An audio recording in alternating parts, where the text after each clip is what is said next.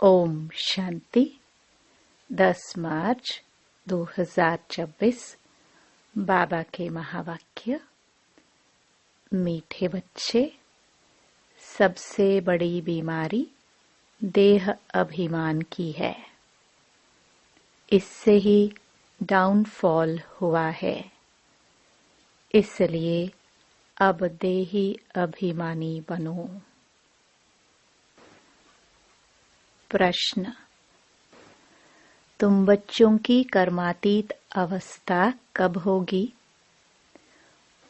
उत्तर: जब योग बल से कर्म भोग पर विजय प्राप्त करेंगे, पूरा देही अभिमानी बनेंगे।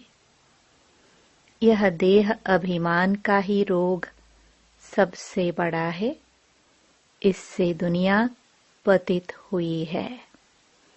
देही अभिमानी बनो तो वह खुशी, वह नशा रहे, चलन भी सुधरे। गीत। रात के राही थक मत जाना। ओम शांति। राही का अर्थ तो बच्चों ने सुना, और तो कोई समझा नहीं सकते सिवाय तुम ब्रह्मा मुख वंशावली ब्राह्मणों के। तुम जो देवी देवता थे तो मनुष्य, परंतु तुम्हारी सीरत बहुत अच्छी थी। तुम सर्वगुण संपन्न, 16 कला संपूर्ण थे। तुम विश्व के मालिक थे। हीरे जैसे से कौड़ी जैसा कैसे बने, यह कोई मनुष्य नहीं जानते हैं। तुमने भी नंबरवार पुरुषार्थ अनुसार पलटा खाया है, परिवर्तन हुए हैं। अभी तुम देवता बने नहीं हो, रेजुवनेट हो रहे हो। कोई थोड़ा बदले हैं, कोई की 5%, कोई की 10%। सीरत बदलती जाती है। दुनिया को यह पता नहीं भारत ही हेवन था। कहते भी हैं क्राइस्ट से 3000 वर्ष पहले भारत में देवी देवता थे। उनमें ऐसे गुण थे जो उन्हों को भगवान भगवती कहते थे। अभी तो वह गुण है नहीं, मनुष्य की समझ में नहीं आता। भारत जो इतना साहूकार था, उनका फिर डाउनफॉल कैसे हुआ, वह भी बाप ही बैठ समझाते हैं। तुम भी समझा सकते हो जिनकी सूरत सुधरी है। बाप कहते हैं, बच्चे तुम देवी देवता थे तो आत्म अभिमानी थे। फिर जब रावण राज्य शुरू हुआ तो देह अभिमानी बन पड़े हो। यह देह अभिमान की सबसे बड़ी बीमारी तुमको लग पड़ी है। सतयुग में तुम आत्म अभिमानी थे, बहुत सुखी थे। किसने तुमको ऐसे बनाया, यह कोई भी नहीं जानते। बाप बैठ समझाते हैं, तुम्हारा डाउनफॉल क्यों हुआ। अपने धर्म को भूल गए हो। भारत वर्थ नॉट ए पेनी बन गया। उनका मूल कारण क्या है? देह अभिमान। यह भी ड्रामा बना हुआ है।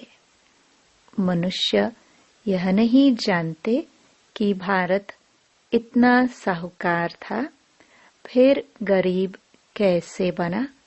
हम आदि सनातन देवी देवता धर्म के थे, फिर हम कैसे धर्म भ्रष्ट कर्म भ्रष्ट बने। बाप समझाते हैं, रावण राज्य होने से तुम देह अभिमानी बने तो तुम्हारा यह हाल होने लगा। सीडी भी दिखाई है कैसे डाउनफॉल हुआ। वर्थ नॉट अ पेनी का भी मुख्य कारण देह अभिमान है। यह भी बाप बैठ समझाते हैं। शास्त्रों में कल्प की आयु लाखों वर्ष लगा दी है। आजकल समझदार हैं क्रिश्चियन लोग। वह भी कहते हैं क्राइस्ट से 3000 वर्ष पहले पैराडाइज था। भारतवासी यह समझ नहीं सकते कि प्राचीन भारत ही था जिसको स्वर्ग हेवन कहा जाता है। आजकल तो भारत की फुल हिस्ट्री ज्योग्राफी को जानते ही नहीं है। थोड़े बच्चों में थोड़ा ज्ञान है तो देह अभिमान आ जाता है। समझते हैं हमारे जैसा कोई है नहीं। बाप समझाते हैं भारत की ऐसी दुर्दशा क्यों हुई। बापू गांधी भी कहते थे पतित पावन आओ, आकर राम राज्य स्थापन करो। आत्मा को जरूर कभी बाप से सुख मिला है तो पतित पावन को याद करते हैं। बाप समझाते हैं हमारे बच्चे जो शूद्र से बदल ब्राह्मण बनते हैं वह भी पूरा देही अभिमानी नहीं बनते हैं। घड़ी घड़ी देह अभिमान में आ जाते हैं। यह है सबसे पुराना रोग जिससे यह हाल हुआ है। देही अभिमानी बनने में बड़ी मेहनत है। जितना देही अभिमानी बनेंगे उतना बाप को याद करेंगे। फिर अतः खुशी रहनी चाहिए। गाया जाता है परवाह थी पार ब्रह्म में रहने वाले परमेश्वर की, वह मिल गया।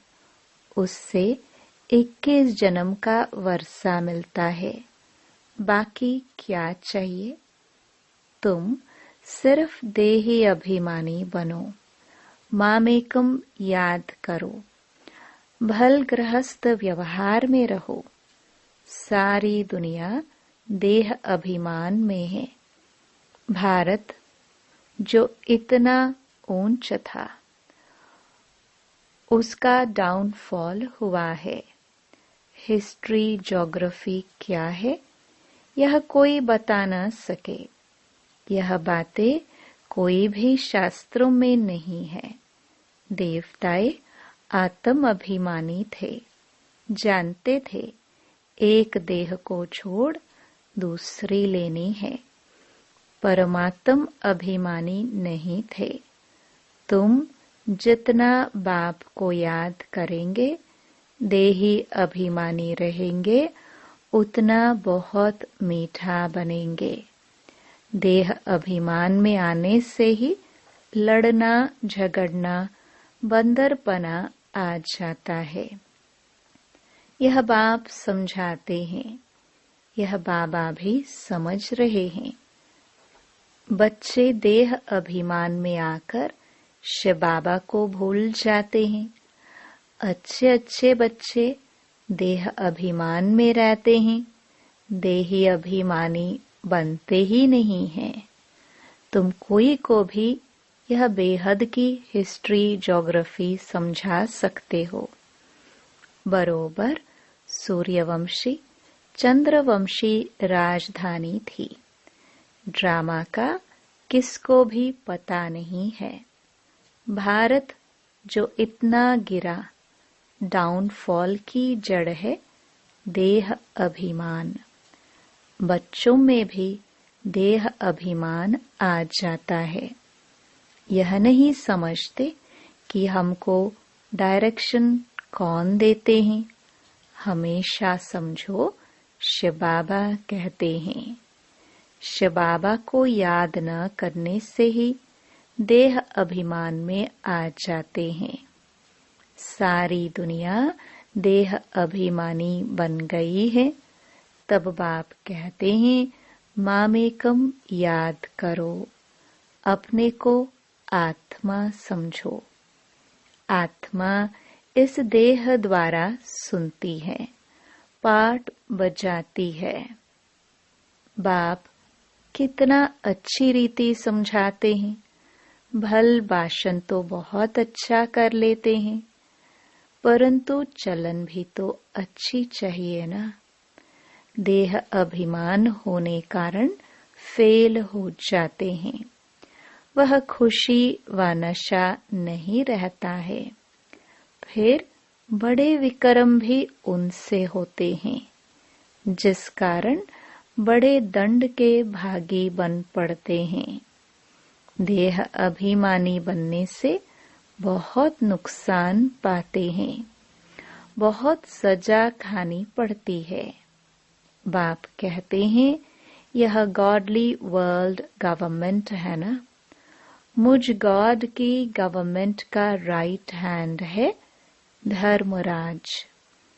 तुम अच्छे कर्म करते हो तो उनका फल अच्छा मिलता है। बुरे कर्म करते हो तो उनकी सजा खाते हो। सब गर्भ जेल में भी सजाए खाते हैं। उस पर भी एक कहानी है। ये सब बातें इस समय की हैं। महिमा एक बाप की है, दूसरे कोई की महिमा है नहीं। इसलिए लिखा जाता है, त्रिमूर्ति शिव जयंती वर्थ डायमंड, बाकी सब हैं वर्थ काउडी। सिवाय शिव बाबा के पावन कोई बना ना सके।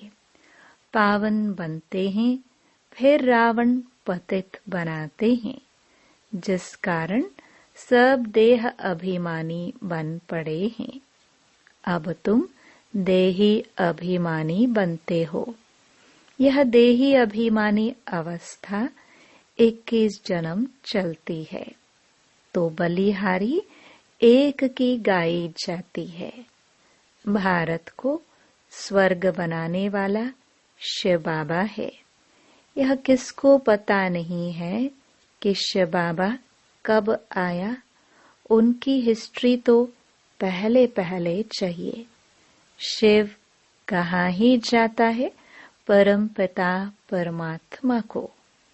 तुम जानते हो, देह अभिमान के कारण डाउनफॉल होता है। ऐसा हो तब तो बाप आए राइज करने। राइज और फॉल, दिन और रात, ज्ञान सूर्य प्रगटा, अज्ञान अंधेर विनाश। सबसे जास्ती अज्ञान है यह देह अभिमान। आत्मा का तो किसको पता नहीं है। आत्मा सो परमात्मा कह देते हैं तो कितने पापात्मा हो गए हैं। इसलिए डाउनफॉल हुआ है। 84 जन्म लिए हैं, सीढ़ी नीचे उतरते आए हैं। यह खेल बना हुआ है। यह वर्ल्ड की हिस्ट्री ज्योग्राफी तुम बच्चे जानते हो और कोई नहीं जानते। विश्व का डाउनफॉल कैसे हुआ? वे तो समझते हैं कि साइंस से बहुत तरक्की हुई है।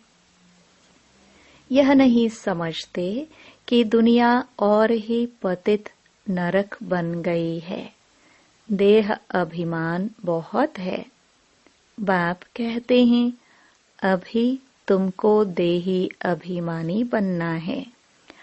अच्छे अच्छे महारथी ढेर हैं, ज्ञान बड़ा अच्छा सुनाते हैं, परंतु देह अभिमान पूरा हटा नहीं है।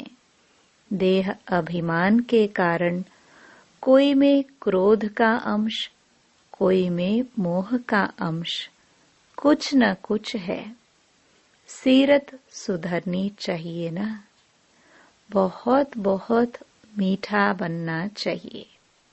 तब मिसाल देते हैं, शेर बकरी इकट्ठे जल पीते हैं। वहां कोई ऐसे दुख देने वाले जानवर भी होते नहीं। इन बातों को भी मुश्किल कोई समझते हैं। नंबरवार समझने वाले हैं।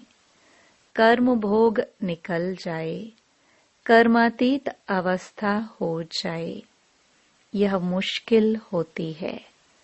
बहुत देह अभिमान में आते हैं।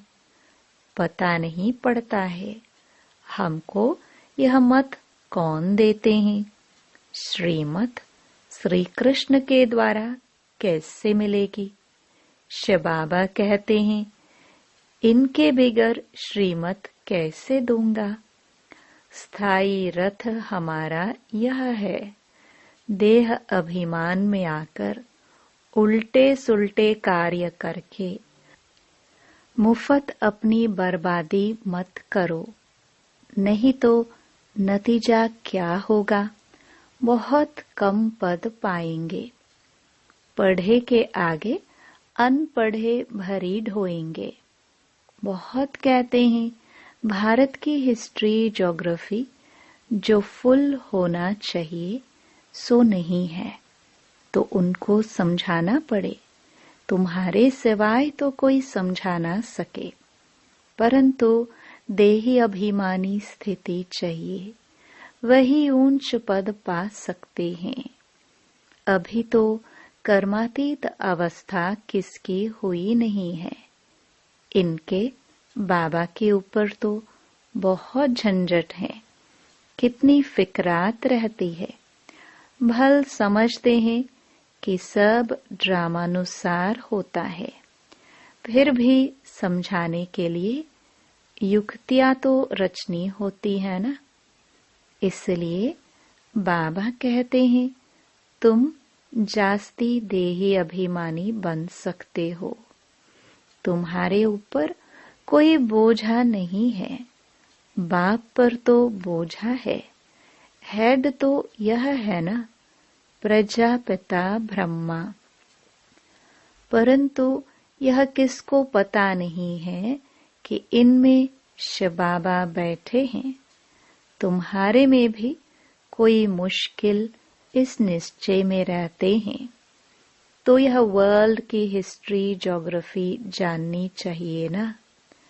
भारत में स्वर्ग कब था, फिर कहाँ गया, कैसे डाउनफॉल हुआ, यह किसको पता नहीं है। जब तक तुम नहीं समझाओ तब तक कोई समझ ना सके। इसलिए बाबा डायरेक्शन देते हैं। लिखा पढ़ी करो तो स्कूलों में वर्ल्ड की हिस्ट्री ज्योग्राफी बतानी चाहिए। डाउनफॉल पर भाषण करना चाहिए। भारत हीरे जैसा था, वह फिर कौड़ी जैसा कैसे बना। कितने वर्ष लगे, हम समझाते हैं। ऐसे पर्चे एरोप्लेन द्वारा गिरा सकते हैं। समझाने वाला बड़ा होशियार चाहिए। गवर्नमेंट चाहती है तो गवर्नमेंट का ही हॉल विज्ञान भवन जो दिल्ली में है वहां सबको बुलाना चाहिए। अखबार में भी डाला जाए। कार्ड भी सबको भेज दे। हम आपको सारे वर्ल्ड की हिस्ट्री ज्योग्राफी आदि से अंत तक समझाते हैं। आप ही आएंगे जाएंगे, पैसे की तो बात ही नहीं है। समझो हमको कोई मिला, प्रेजेंट भेंट करते हैं तो हम ले नहीं सकते हैं। सर्विस करने के लिए काम में लाएंगे, बाकी हम ले नहीं सकते। बाप कहते हैं, मैं तुमसे दान लेकर क्या करूंगा, जो फिर भरकर देना पड़े। मैं पक्का शराफ हूँ। अच्छा, मीठे मीठे सिखिलदे बच्चों प्रति माता पिता बाप दादा का याद प्यार और गुड मॉर्निंग। रूहानी बाप की रूहानी बच्चों को नमस्ते। धारणा के लिए मुख्य सार। पहला, देह अभिमान में आकर कोई भी उल्टा सुल्टा कार्य नहीं करना है। देही अभिमानी बनने का पूरा पूरा पुरुषार्थ करना है। अपनी सीरत चलन सुधारते रहना है। दूसरा, बहुत बहुत मीठा शीतल बनना है। अंदर में क्रोध मोह का जो भूत है उसे निकाल देना है। वरदान, रिगार्ड देने का रिकॉर्ड ठीक रख, खुशी का महादान करने वाले पुण्य आत्मा भव। वर्तमान समय चारों ओर रिगार्ड देने का रिकॉर्ड ठीक करने की आवश्यकता है। यही रिकॉर्ड फिर चारों ओर बजेगा। रिगार्ड देना और रिगार्ड लेना। छोटे को भी रिगार्ड दो, बड़े को भी रिगार्ड दो। यह रिगार्ड का रिकॉर्ड अभी निकलना चाहिए। तब खुशी का दान करने वाले महादानी पुण्य आत्मा बनेंगे। किसी को रिगार्ड देकर खुश कर देना, यह बड़े से बड़ा पुण्य का काम है, सेवा है। स्लोगन, हर घड़ी को अंतिम घड़ी समझकर चलो तो एवर रेडी रहेंगे। मातेश्वरी जी के अनमोल महावाक्य। पहला, तमोगुणी माया का विस्तार। सतोगुणी, रजोगुणी, तमोगुणी, यह 3 शब्द कहते हैं। इसको यथार्थ समझना जरूरी है। मनुष्य समझते हैं यह तीनों गुण इकट्ठे चलते रहते हैं, परंतु विवेक क्या कहता है? क्या यह तीनों गुण इकट्ठे चले आते हैं? वह तीनों गुणों का पाठ अलग अलग युग में होता है।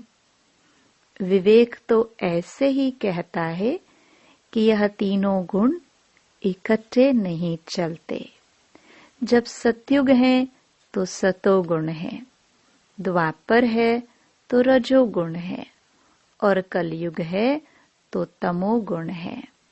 जब सतो है तो तमो रजो नहीं। जब रजो है तो फिर सतोगुण नहीं है।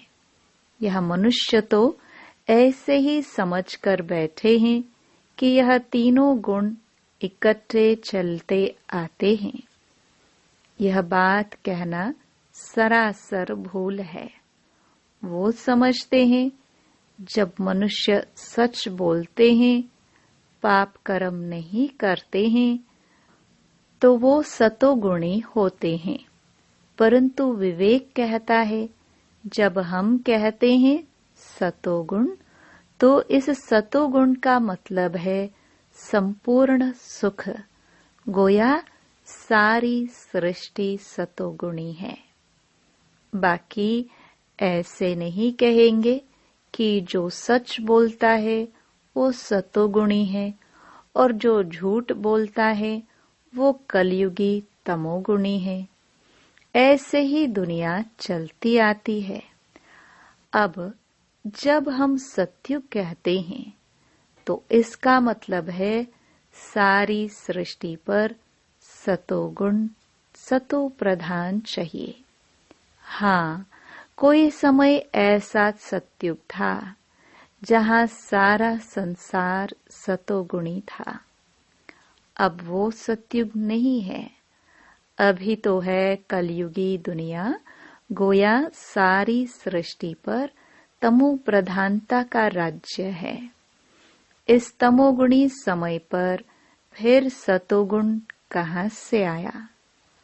अब है घोर अंधियारा, जिसको ब्रह्मा की रात कहते हैं। ब्रह्मा का दिन है सतयुग और ब्रह्मा की रात है कलयुग, तो हम दोनों को मिला नहीं सकते। दूसरा, कलयुगी असार संसार से सतयुगी सार वाली दुनिया में ले चलना एक परमात्मा का ही काम है। इस कलयुगी संसार को असार संसार क्यों कहते हैं? क्योंकि इस दुनिया में कोई सार नहीं है। माना कोई भी वस्तु में वो ताकत नहीं रही, अर्थात सुख, शांति, पवित्रता नहीं है जो इस सृष्टि पर कोई समय सुख, शांति, पवित्रता थी। अब वो ताकत नहीं है, क्योंकि इस सृष्टि में 5 भूतों की प्रवेशता है। इसलिए ही इस सृष्टि को भय का सागर अथवा कर्म बंधन का सागर कहते हैं। इसलिए ही मनुष्य दुखी हो परमात्मा को पुकार रहे हैं, परमात्मा हमको भव सागर से पार करो। इससे सिद्ध है कि जरूर कोई अभय अर्थात निर्भयता का भी संसार है जिसमें चलना चाहते हैं। इसलिए इस संसार को पाप का सागर कहते हैं, जिससे पार कर पुण्य आत्मा वाली दुनिया में चलना चाहते हैं। तो दुनियाएं 2 हैं, एक सतयुगी सार वाली दुनिया, दूसरी है कलयुगी असार की दुनिया। दोनों दुनियाएं इस सृष्टि पर होती हैं। अभी परमात्मा वह सार वाली दुनिया स्थापन कर रहे हैं। अच्छा, ओम शांति। ये अव्यक्त इशारे निश्चय के फाउंडेशन को मजबूत कर सदा निर्भय और निश्चिंत रहो। जैसे ज्ञान की सब्जेक्ट है, वैसे सेवा की भी सब्जेक्ट है। जो इसमें फेथफुल निश्चय बुद्धि है, वही नंबर आगे जा सकता है।